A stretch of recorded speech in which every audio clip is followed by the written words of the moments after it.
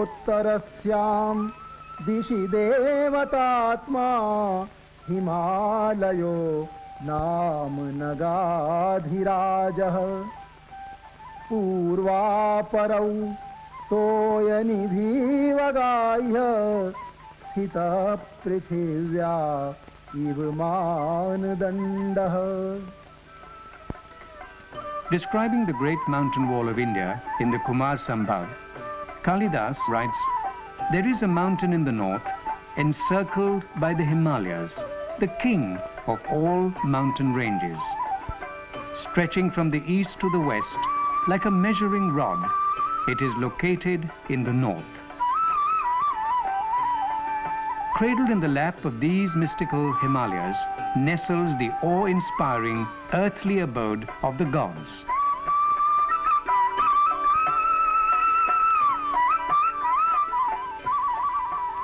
Gharhwal, the worshipful silence and sublime peace of these mountains casts a spell on all who come here.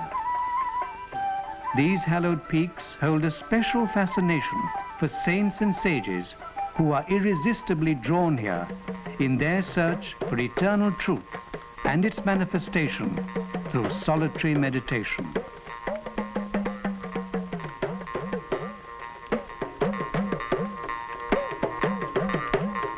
The enshrined images of immortal deities also find their rightful setting among these celestial mountain ranges. Myriads of legends have been intricately woven around these sacred summits, adding to their aura of mystery and grandeur. Down the ages, painters, poets, saints and writers have glorified the sublime beauty of Gharhwal. Staking a rightful claim to the title of Dev Bhumi, Gharhwal is also the birthplace of the most revered rivers of Indian mythology.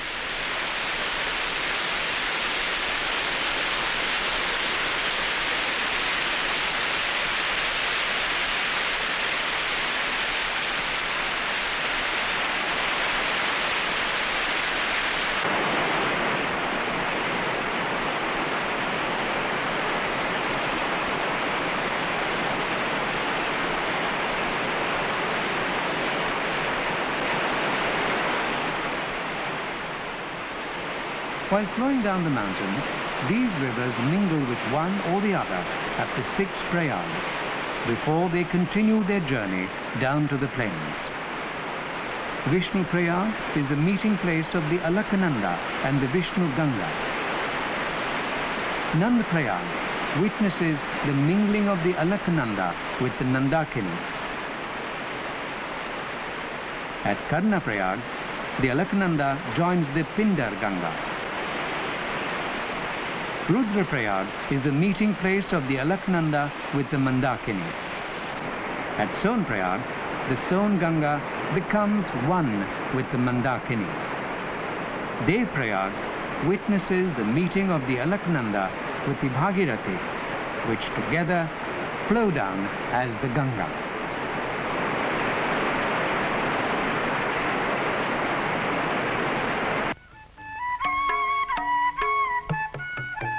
The mystery and the majesty of the Gharhwal region has always inspired religious fervor.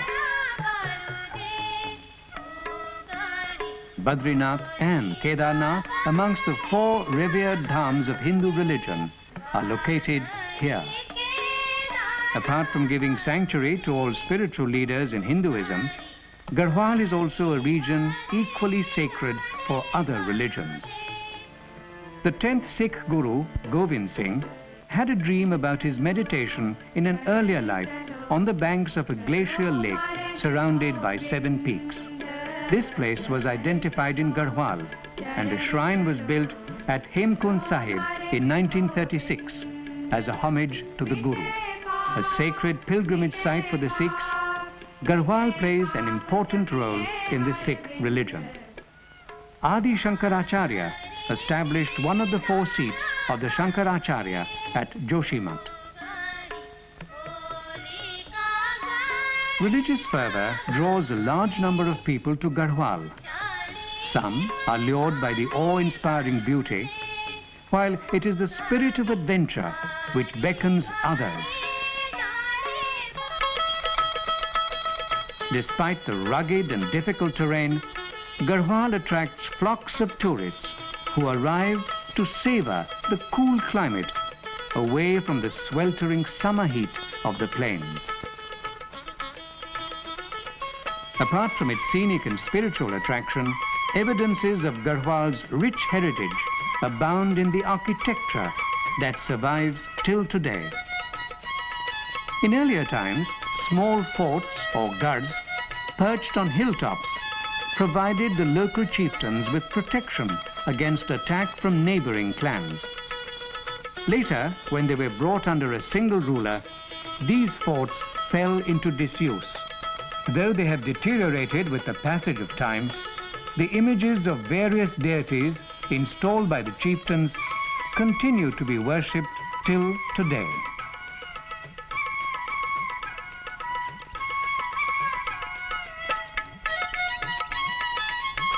In the 15th and early 16th centuries, Ajaypal united the small feudal forts into Gharhwal and laid the foundations of an empire. He shifted his capital from Chandpur Gari to Devalgarh and finally made Srinagar in Gharhwal his capital. The palace that he built 500 years ago still stands today. This architectural wonder is made of the two most commonly used building materials, heavy stones and wood. The building style too is synonymous with hill structures that are found today. Sloping roofs of slate allow the snow and rain to slide off instead of settling down. The carvings on wood and stone survives till today, bearing witness to the artistic excellence of the artisans.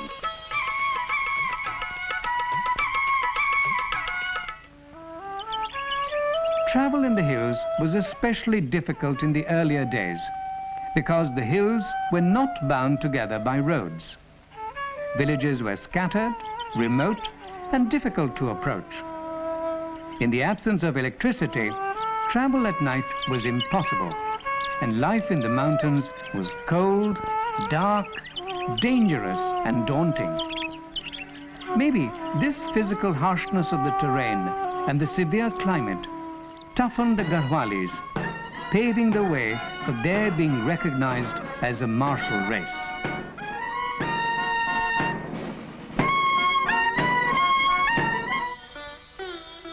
With a population of 19 lakhs, Gharhwal is home to a varied people with cultural and occupational differences. The upper regions next to the greater Himalayas are peopled by nomadic tribes like the Bhotias. The severely cold weather dominates their lives. Snowbound for 6 months in a year, these nomadic tribes live in these upper regions from April to September. Sheep rearing, which is associated with the woolen industry, is their sole means of livelihood.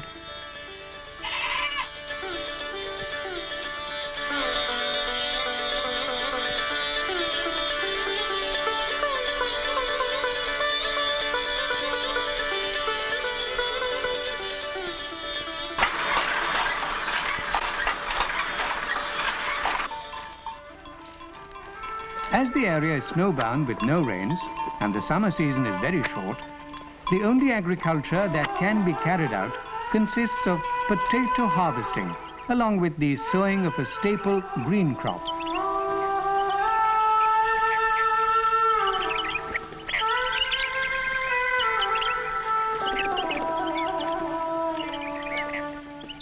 With the construction of roads, other market purchased produce can be transported to these nomadic tribes during their stay in the upper regions.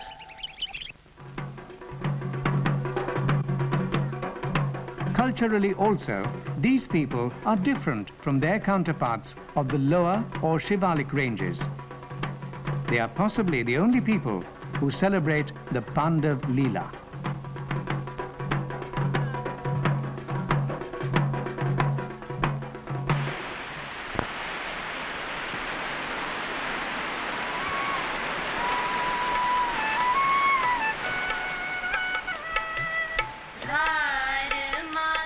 The Shivalik ranges are more populated than the upper regions, and the people have permanent dwelling units.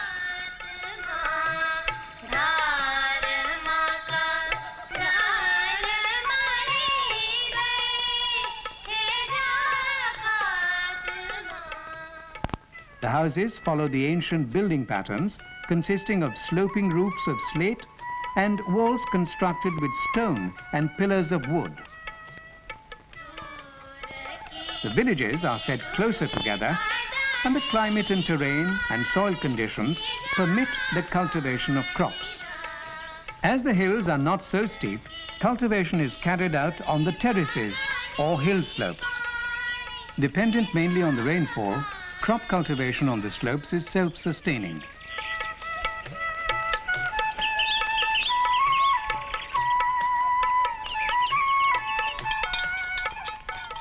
Along the river and canal banks, irrigation too is possible. Cultivation in the hills is a family occupation, involving the children also.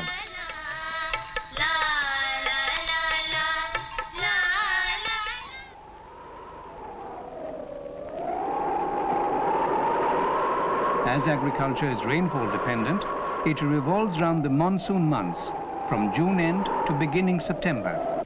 Yet, the people manage to turn in 3 harvests, consisting of rice, wheat and coarse grains.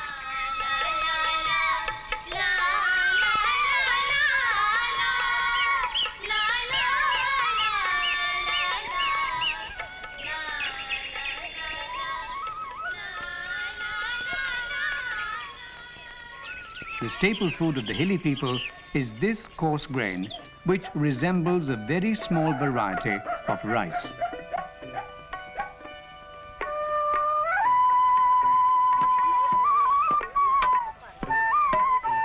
Work in the hills is managed mainly by the women. Men plough the fields, and the women carry on from there, pounding the grain to fetching water, looking after the farm animals, milking the dairy cattle, collecting fodder for the livestock and fuel for the house for use during the long winters.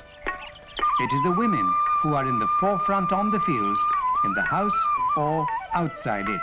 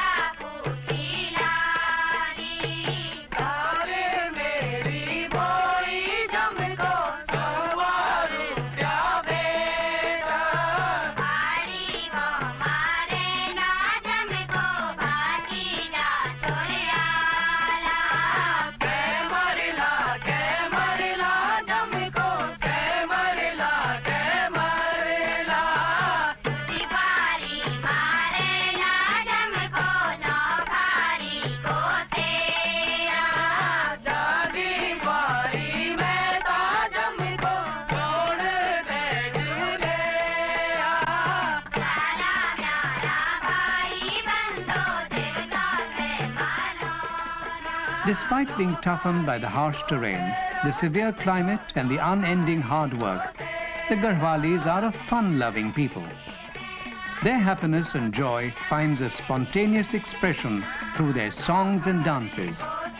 The Tariya dance is a captivating outpouring of happiness at a harvest cutting or any other event worthy of being celebrated.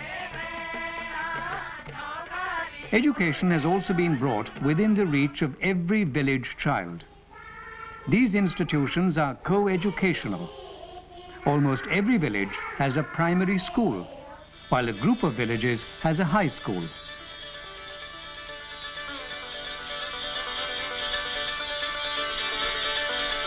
Colleges have been opened in different cities. All this has resulted in the younger generation being almost 100% literate. Centers for higher education include the H.N. Bahuguna University, Gharhwal at Srinagar.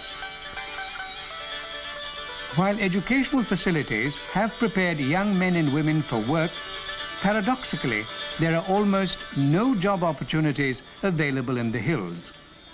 This leaves the young people with only two alternatives: to migrate to other states in search of work, or to join the armed forces. Wrenched from their hearth and home, the men depart to earn a living. While men must work and women toil, the aged and the infirm are left alone to keep an unceasing watch for the day of their return.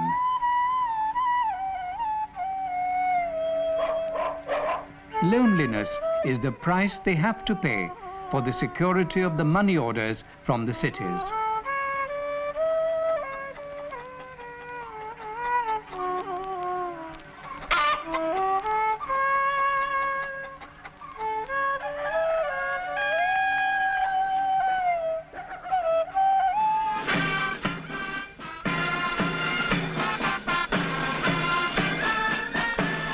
Gharhwal is a unique geographical area which produces a class of fighting men, and traditionally the army has been the main job provider.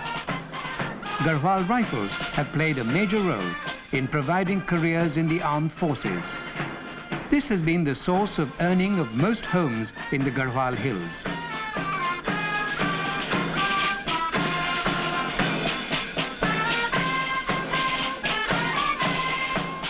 Continuing their work of bringing development in the hills, the Gharhwal Rifles have opened several educational institutions for war-affected and needy boys and girls of Lansdowne.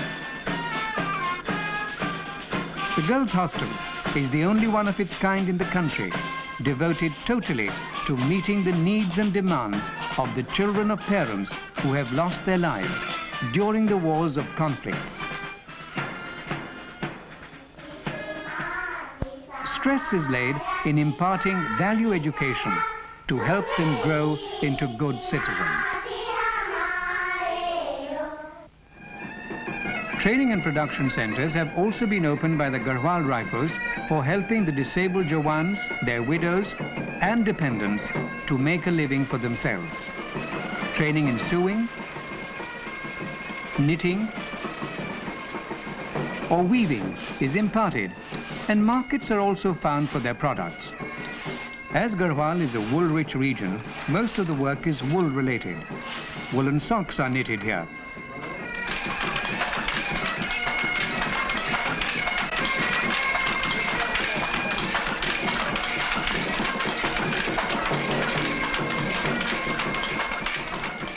The colorful Gharhwal shawls need no introduction. Even the highly prized pashmina shawls are woven from the wool shared by the Bhutia tribes in the upper regions of the Himalayas.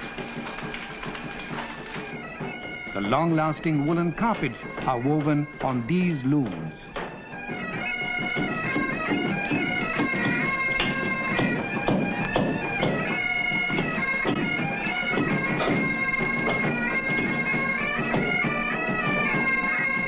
While thousands go to Lansdowne to join the armed forces, many prefer to leave the state in their search for employment. The socio-economic repercussions of this exodus are visible throughout the state, leaving the women to man the fields and the home and care for the young, the aged, and the infirm.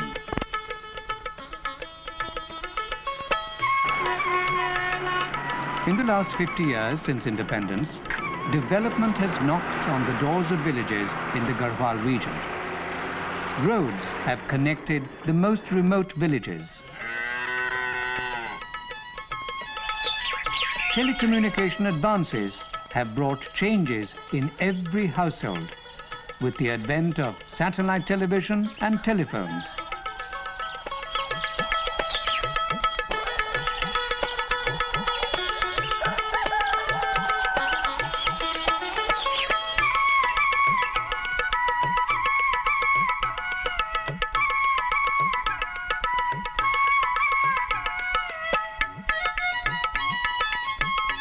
The dependence on wood as a cooking fuel has been reduced with the introduction of cooking gas. Earlier, there were predominantly stone and wood houses. Now, one finds traces of modernity in the predominantly cemented structures.